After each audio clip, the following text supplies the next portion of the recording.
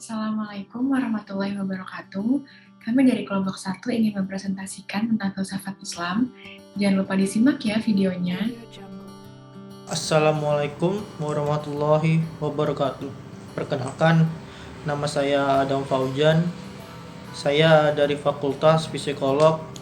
Di sini saya ingin menjelaskan tentang filsafat Islam.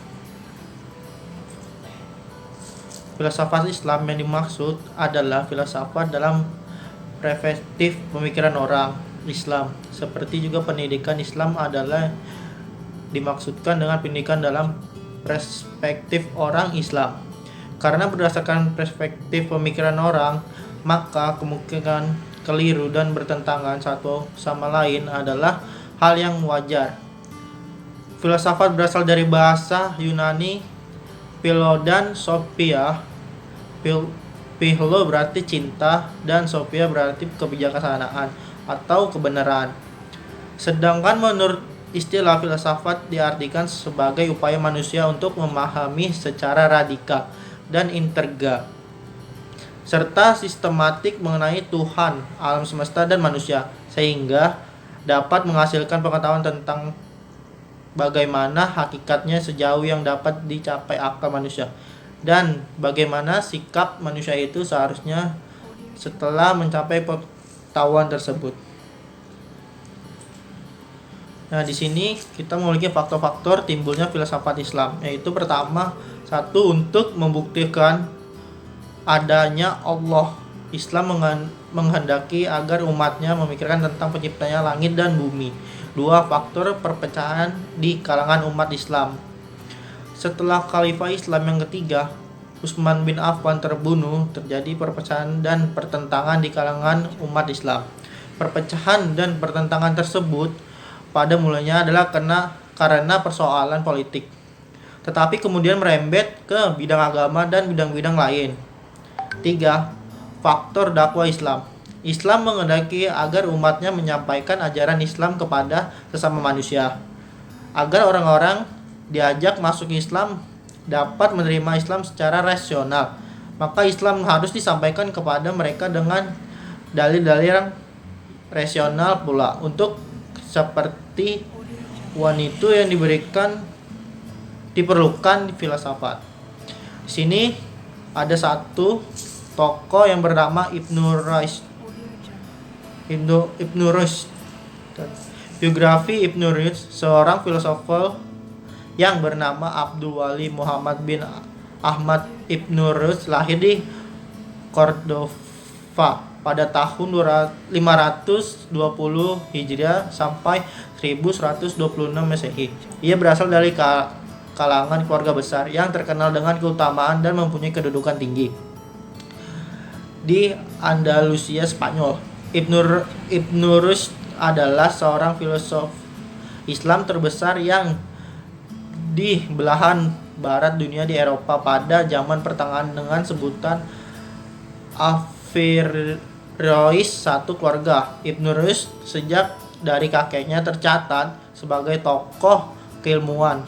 Kakeknya menjabat sebagai qadhi di Cordova dan meninggalkannya karya-karya ilmiah yang berpengaruh di Spanyol.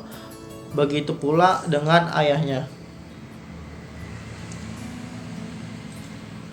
Nah, di sini terdapat karya-karya Ibnu Rushd.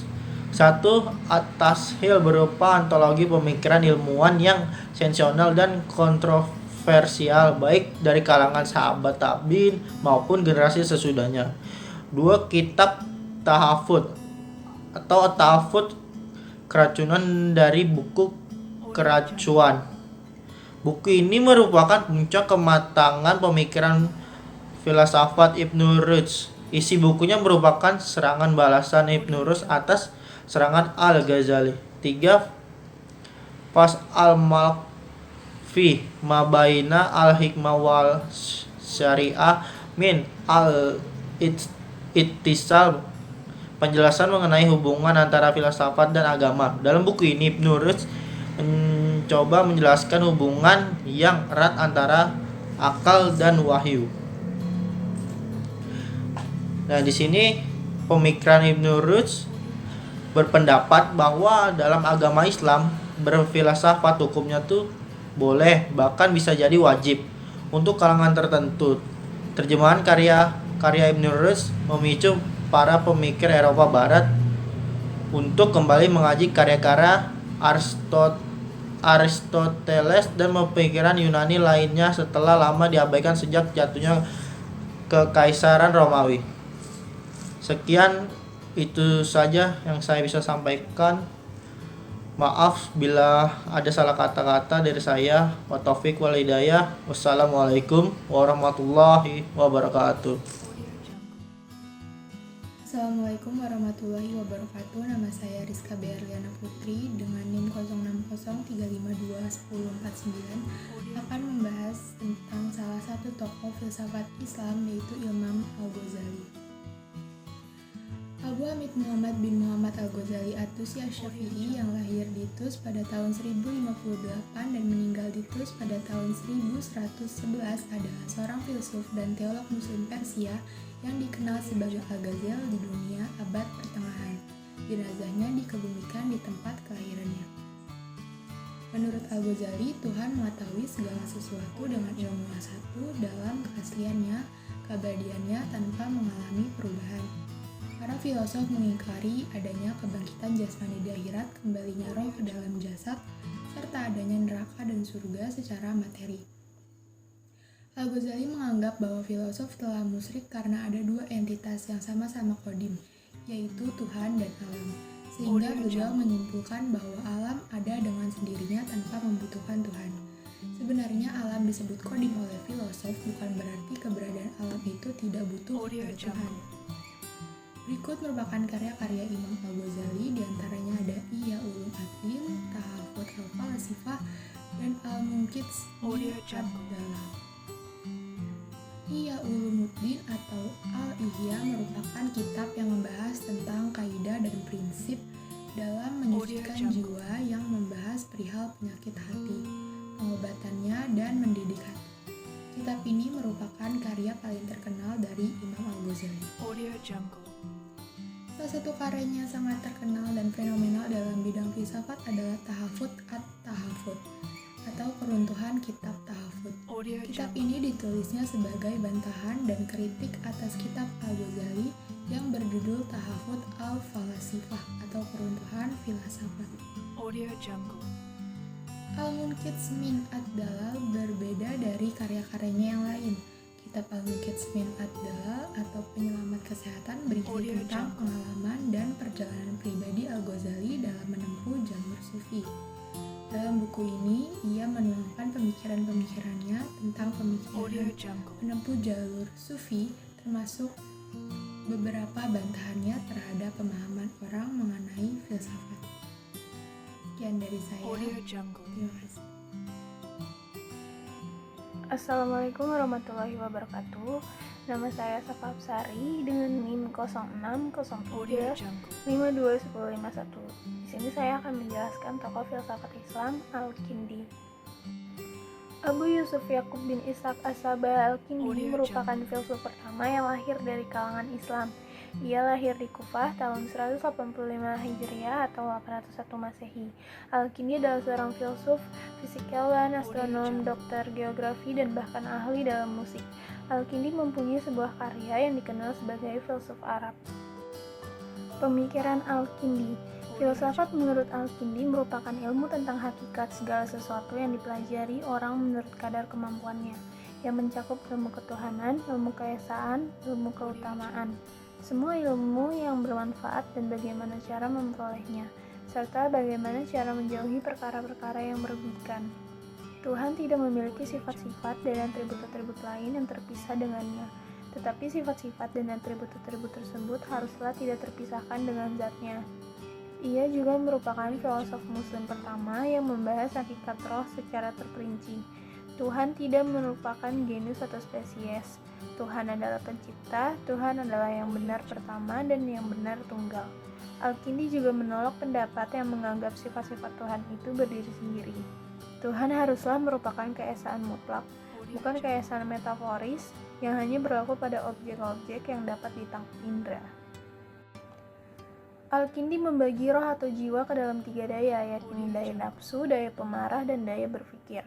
Menurutnya, daya yang paling penting adalah daya berpikir, karena bisa mengangkat eksistensi manusia ke derajat yang lebih tinggi.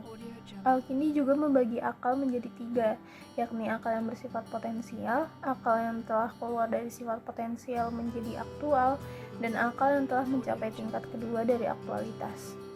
Akal yang bersifat potensial, papar Al-Kindi, tak bisa mempunyai sifat aktual jika tak ada kekuatan yang menggerakkan dari luar.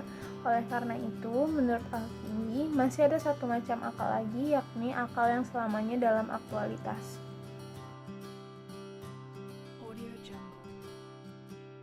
Assalamualaikum warahmatullahi wabarakatuh. Nama saya Nauda Rizky, saya dari kelompok 1. Saya akan menjelaskan tentang tokoh filsafat Islam, yaitu Ibnu Sina. Ibnu Sina, atau di dunia barat lebih dikenal dengan nama Avicenna, memiliki nama lengkap Abu Ali Al-Husain bin Abdullah bin Hasan Ali bin Sina. Ia memiliki julukan Ar-Rasul, yang berarti puncak gunung pengetahuan. Ia lahir di Bukhara, Uzbekistan pada tahun 370 Hijriah. Ayahnya bernama Abdullah dan ibunya bernama Sitarah, merupakan keturunan Persia. Sejak kecil, Ibnu Sina memiliki kecerdasan yang sangat luar biasa, seperti kemampuan analisanya yang tajam dan daya ingatnya yang kuat. Saat umur 10 tahun, ia juga telah menghafalkan Al-Quran dan mempelajari ilmu-ilmu fikih dan syariat. Ilmu-ilmu yang ia kuasai contohnya seperti ilmu teologi, ilmu logika, dan berbagai kegiatan Euclides dalam bidang matematika. Kitab Ibnu Sina antara lain Kitab Qanun fi At-Tib, Asy-Syifa, An-Najat, Fi Aqsami Al-Ulumi wal Aqliyah, Al-Isaratu At-Tanbihat. Dengan semangat belajarnya, ia tidak hanya berhenti untuk mempelajari ilmu teologi dan matematika. Ia pun berlanjut untuk mempelajari ilmu kedokteran, hingga saat umurnya 16 tahun, ia menjadi pusat perhatian para dokter di zamannya. Sumbangannya untuk dunia kedokteran antara lain seperti menyembuhi orang yang kepalanya terluka, penemuan penyakit ginjal dan saluran kencing, penyakit saraf, dan masih banyak lagi. Menurut Ibnu Sina, jiwa merupakan awal kesempurnaan, karena dengan adanya jiwa, spesies menjadi sempurna sehingga manusia menjadi nyata. Yang berarti jiwa sendiri merupakan awal kesempurnaan bagi tubuh, dan dapat dinamakan jiwa jika aktual di dalam tubuh dari satu perilaku dengan berbagai perilaku. Assalamualaikum warahmatullahi wabarakatuh. Nama saya Moza Fatimah Tuzara. Saya akan menjelaskan tokoh filsafat Islam yang bernama Al-Farabi. Siapakah Al-Farabi itu? Nama lengkapnya adalah Abu Nasr Muhammad ibn Muhammad Tarkan ibn Uzalak Al-Farabi. Ia lebih dikenal dengan sebutan Al-Farabi. Lahir di Wasij di distrik Farab yang dikenal dengan nama Utrar di Transoksiana sekitar 870 Masehi dan wafat di Damaskus pada 950 Masehi. Ayahnya berkebangsaan Persia dan ibunya berkebangsaan Turki. Setelah besar, Al-Farabi meninggalkan negerinya untuk menuju Baghdad yang menjadi pusat pemerintahan dan ilmu pengetahuan saat itu. Di Baghdad, ia belajar logika kepada Abu Bishr bin Matius, seorang Kristen Nestorian yang banyak menerjemahkan filsafat Yunani, dan belajar kepada Yohana ibn Hailaman. Pemikiran Al-Farabi yang pertama, ketuhanan. Al-Farabi dalam membahas mengenai ketuhanan mengkolaborasikan antara filsafat Aristoteles dengan Neoplatonisme, yaitu al-mawjud dan al-awal atau wujud pertama sebagai sebab pertama untuk segala sesuatu yang ada, sehingga ini bertentangan dengan keesaan yang mutlak dalam ajaran syariat Islam. Yang kedua ada emanasi. Emanasi merupakan teori tentang keluarnya suatu wujud yang mukmin atau alam makhluk dari zat yang wajibul wujud saat zat yang wajib adanya, yakni Tuhan. Menurut Al-Farabi, Tuhan bersifat maha satu. Ada jiwa manusia beserta materinya asalnya memancar dari akal ke-10. Jiwa adalah jauhar rohani sebagai from bagi jasad. Kesatuan keduanya merupakan secara eksiden, artinya masing-masing keduanya mempunyai substansi yang berbeda, dan binasanya jasad tidak membawa binasa pada jiwa. Bagi Al-Farabi, jiwa manusia mempunyai daya-daya sebagai berikut. Ada daya al-muhakirat yang artinya bergerak, ada daya al-mudrikat artinya mengetahui, dan ada daya al-natikot artinya berpikir. Yang keempat ada politik. Pemikiran Al-Farabi lainnya yang amat penting adalah tentang politik, yang dia tuangkan dalam dua karyanya, Al-Siyasah Al-Madaniyah, Pemerintahan Politik, dan Ara Al-Madinah Al-Fadilah, yang artinya pendapat-pendapat tentang negara utama. Yang kelima ada logika. Telah dijelaskan sebelumnya bahwa sebagian besar karya Al-Farabi dipusatkan pada studi tentang logika, tetapi hal ini hanya terbatas pada penulisan kerangka organon dalam versi yang dikenal oleh para sarjana Arab saat itu. Karya-karya Al-Farabi ada Al-Jamu Baina Ra'yai, Al-Hakiman, Al-Flatun wa Arsito, ada At-Talikat, ada Risalah Fi Isbat Al-Fadilah, ada Uyun Masalim. Terima kasih. Sekian penjelasan dari kami, kurang lebihnya mohon maaf. Wassalamualaikum warahmatullahi wabarakatuh.